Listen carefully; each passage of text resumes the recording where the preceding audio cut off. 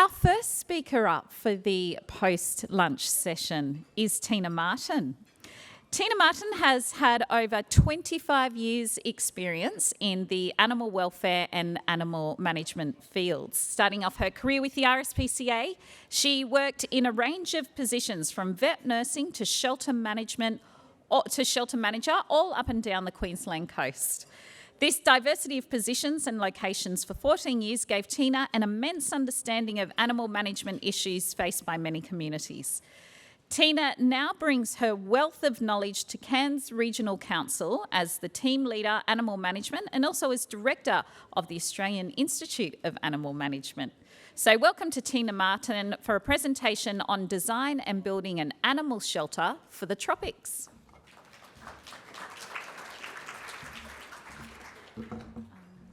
Forward, back, and laser pointer. Okay, cool. Thank you. Thanks everybody for coming back from lunch. It's good to see everyone back. As Simone said, I work for Cairns Regional Council. And as you saw earlier, Brian showed you some of our pre-work to this building. So we have been on a pretty long journey, to be honest, to get here to this facility. As Brian showed earlier, we did a consultation with him, with Theron, started 2018, and we walked through some of what we wanted to deliver. So we did do that process with Theron. I probably should tell you about Cairns maybe. Does everyone know where Cairns is? So far north Queensland, it's very hot, very wet, have everything that wants to kill you. You go in the water, everyone wants to bite you, eat you, sting you, all the things, and we have snakes everywhere. That's pretty much us. We have a population of 169,000 people in 2021. We have a fairly decent growth rate, I suppose, in the last 10 years, which looks like our population will double by 2050, which is going to obviously significantly impact our animal management for the region. Move forward. So in the process of building this new facility, we all got together and we decided we should come up with a vision and a mission for our group, I guess, and our team, which we've never really done before. So I manage a team of about 22 people, and they're all mixed teams. So some of them do compliance, some of them work in a shelter, and some of them are doing education. So we have come up with our vision, which is to inspire change within our community to enhance the lives of people and their pets. And our mission is to provide high quality care for animals in the Cairns community while supporting residents to practice responsible pet ownership. Don't hate me, I don't like responsible pet ownership, but it got in there.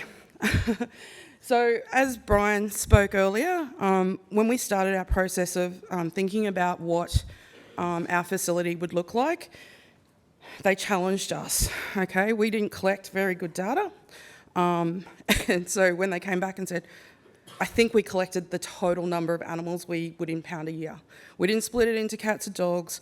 We didn't know whether they were kittens or puppies. We didn't know how long they were in our care for. We just had a total number of animals. So they were really challenging for us at that time because we couldn't really give them the data they needed, other than how many animals we impounded. So I guess from that process, we went on a bit of a journey internally and we started collecting lots of different data. So we did our lengths of stay. We broke everything down and we've broken everything down, including our complaints as well. So all our dog attack data has got multiple fields and things now. So we've done a whole overhaul of our data collection, probably thanks to Nell as well, because she made my head hurt a lot because I didn't like data originally. So this is a bit of data around what we've done in the last couple of years. So we started on our journey to come up with a plan for what our facility would be.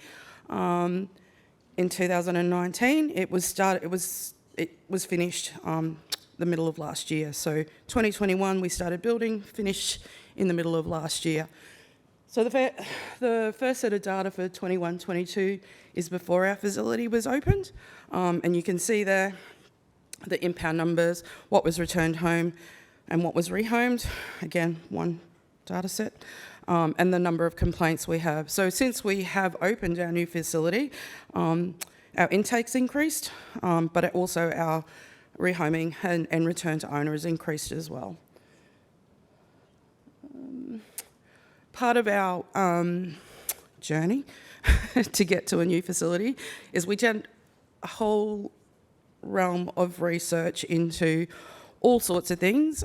Every time we went to one of these events, we went and looked at local shelters, good, old, bad, brand new. We looked at them all. We looked at what we liked, we looked at what we didn't like, and we tried to come up with things that we thought would work for us. So we've done some heat mapping around our community to see where the animals were coming from.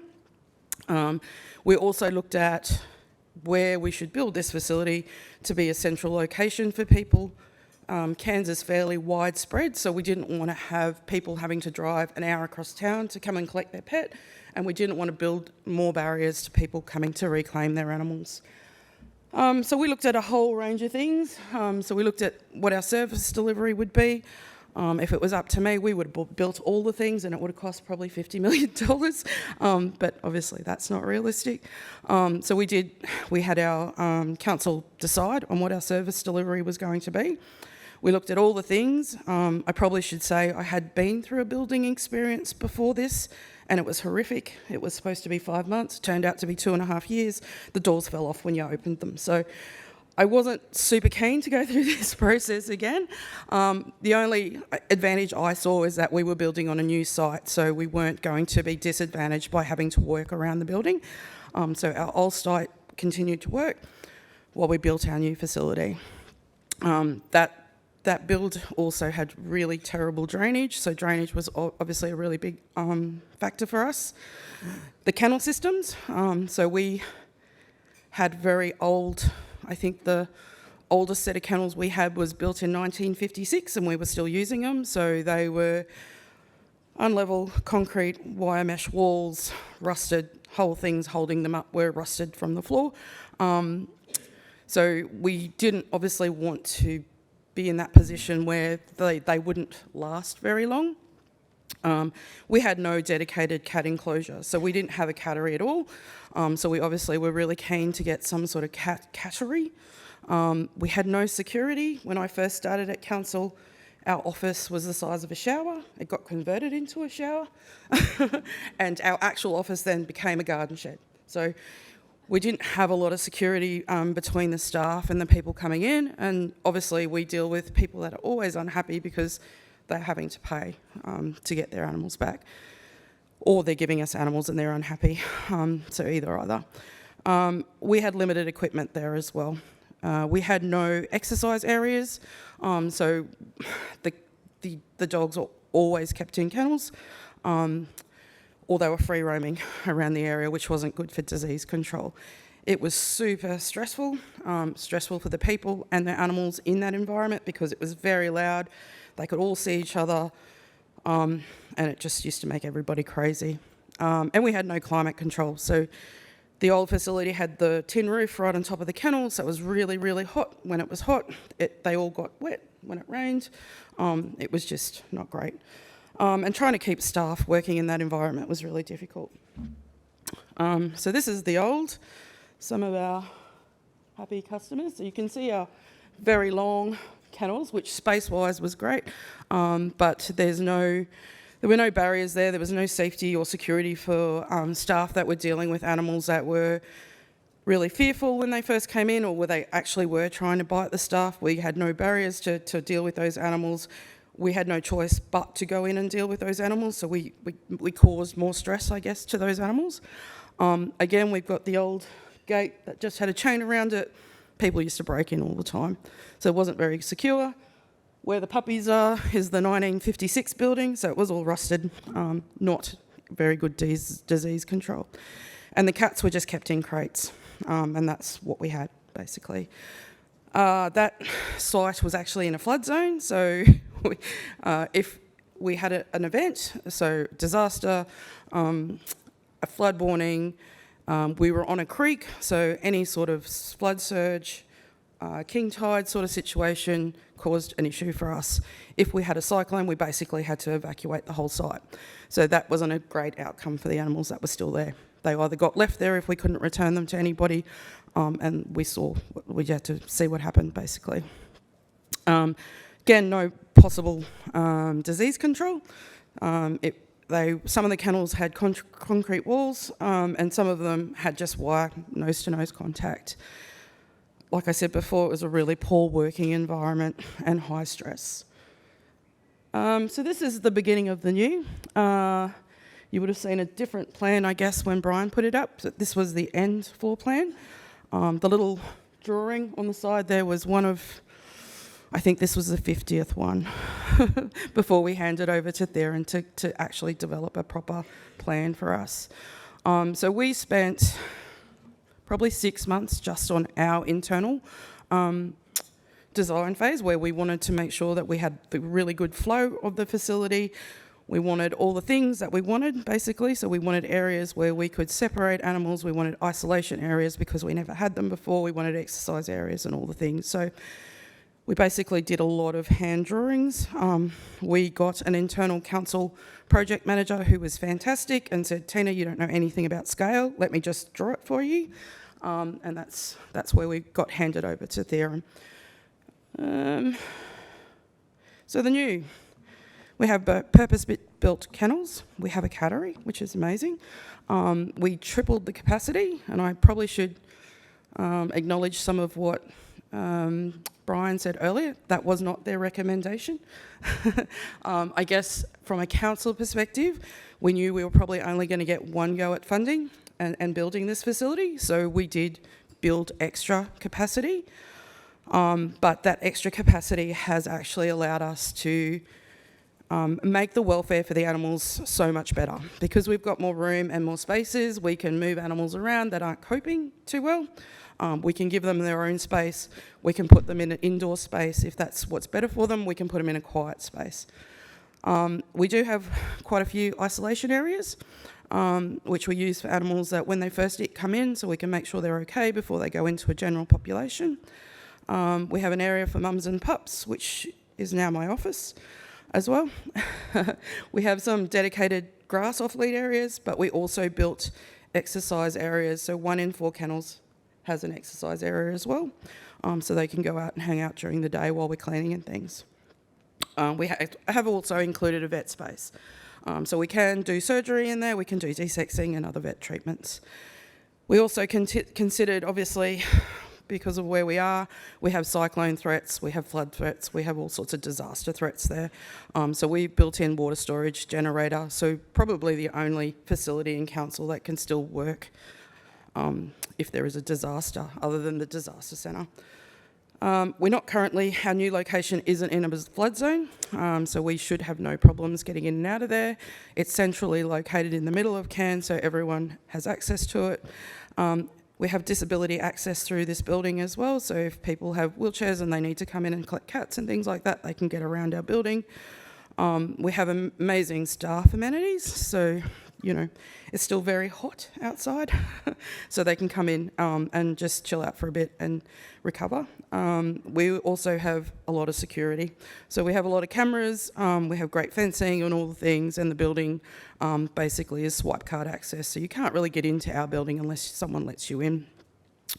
You can see probably from some of these photos that there's not a lot of animal stress anymore. They're all pretty chilled out. They have all their own spaces, and we can accommodate the animals that aren't coping. Obviously, we are trying to move them out of our facility as quickly as we can. We have some amazing rescues that help us. If we have animals that don't cope in our kennel environment, we try to send them out to rescues that have foster people, so they can get out of that kennel environment. We obviously have a lot of improved enrichment as well. And we have a dedicated kennel block for our aggressive dogs or dogs that have been seized. So our staff can get around and be able to give those animals time, so they're not actually having interactions with them until they're ready to have some interaction. So the transition from old to new was pretty dramatic, I guess, coming from a facility that had nothing to coming to a facility that had all the things and all the toys. It was pretty amazing, but had some issues, I guess. We had tripled our intake in the first month, which made us very aware that we didn't have enough staff. So we have increased staff. We've also increased our rehoming. We've also increased our reclaim. We've had a bit of a change in our public perception. Obviously, it's a new facility, so everyone thinks it's amazing. But that has probably worked well and bad as well, because people think we can take all the things because it's a big building. And then people also think they bring all their animals from all over North Queensland to come down for us to look after. So it has put a strain on our staff, I guess, and our resources. We've also had some adoption days that we've used the facility for, which is the cat adoption days. So that's that photo up the top there. And obviously the improved enrichments, the dogs can get out and they can have a run around. They can be walked outside. We have a paddock behind us, so we have more spaces. And now we're trying to build new community partnerships. I guess the benefit of having a new facility, probably the biggest one is the welfare of the animals. Obviously, when we were in our old facility, we were still trying to do the best we could, but it was very limited to what we had. The space that we have now has been amazing, and that is part of creating better welfare for the animals, having the space to put them in a place where they're happy, or can be as happy as they can be while they're with us. We have increased rehoming, like I said. We've had the ability to bring people in and have a look at our facility, to show people what it looks like, how it works. We're not trying to hide anything. Everyone can come and have a look. And it's a great working environment. The climate control is fantastic. Disease control, touch wood, we're very lucky we don't really have any disease currently. Challenges, there was a lot of challenges. Staffing's probably still our biggest challenge, because we have built it bigger than probably we should have, and we are getting the intake that we probably didn't want. Rehoming is slow, I suppose, probably for everybody, but like I said, our rescue groups are fantastic. We have seized dogs there that stay, and their length of stay is horrendous sometimes, so that's fairly challenging for everybody. The community expectation too is sometimes a challenge, because people want us to do all the things because we have a new building. Our management team are not receptive to managing our intake because we've spent all this money on this facility. So there's not a lot of space for us to work that out. We've done a lot of work, I guess, on our surrender space, because we are getting a lot of surrendered animals. So we do have quite lengthy conversations with people wanting to surrender to us. We're trying to put them straight into rescues instead of coming through our facility. Some people are wanting to just have their pets euthanized but can't afford to do that, so we will do that for them as well, which saves some of the stress of coming through a facility and sitting around for days. So we obviously have tried to change what we do to work on the future of this facility. We always, when we planned it, we wanted it to be a community resource. We never wanted it to be just a pound. We always wanted it to be more than that. We are just about to start a partnership with the RSPCA, who are moving into our vet treatment spaces, so we will be able to do desexing and things from there now. We have delivered a few training sessions in that facility, and we will continue with the the adoption days. We're starting a volunteer program. We'll be doing adoption sort of before the next financial year. We already do outreach programs, so having the vet space up and going will be able to increase that outreach program as well. And all the other things that we wanted to do future-wise, behaviour change campaigns, some animal behaviour training, because obviously that's a big part of the reasons why some of the animals are coming to us. And just increase some more perception change. People always seem to think councils are the horrible people at the end of the line, and I can say I haven't got a team of giants, but they're all fantastic. They spend half their time fixing people's fences and trying to keep animals out of this facility. So we didn't build it to be so big to take all the animals. We built it to give ourselves capacity to grow and be future-proof. That's it. Thank you.